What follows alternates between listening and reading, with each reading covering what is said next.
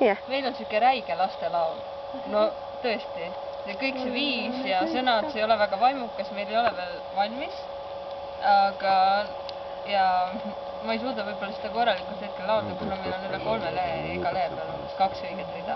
Ma pean otsima. Aga no proovige. Panin ennast kirja Marjamaa rühma, lootes, et mul jätkub tahtmist ja võhma noppida varikaid üksteise järgi, teades, et ei punuda kurjatuses. Mis see läks? Punuda kurjatuses. Ei, nüüd on. Tead, otsast peal tuleb. Nii. No, läks. Panin ennast kirja Marjamaa rühma, lootes, et mul jätkub tahtmist ja võhma noppida varikaid üksteise järgi, teades punuda kurjatuses.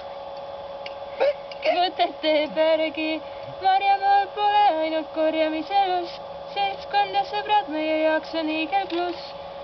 Peale tööd me rõõmsasti aega veedame, mahvemängus kedagi välja ei reedame. Põlsas meid kuidu ja sirje ootavad, halliks läinud varikale rusikaid näitavad ja kui tahan suu pista liiga palju marju, rigatiritädi mulle kurjalt peale karjub. Ja siis tuleb jälle refrään.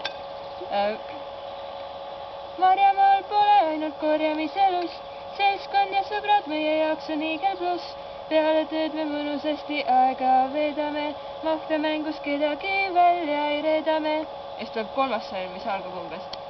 Põllu peal me juba kella 6 oleme ja siis sai aeg täis. Pään on jumala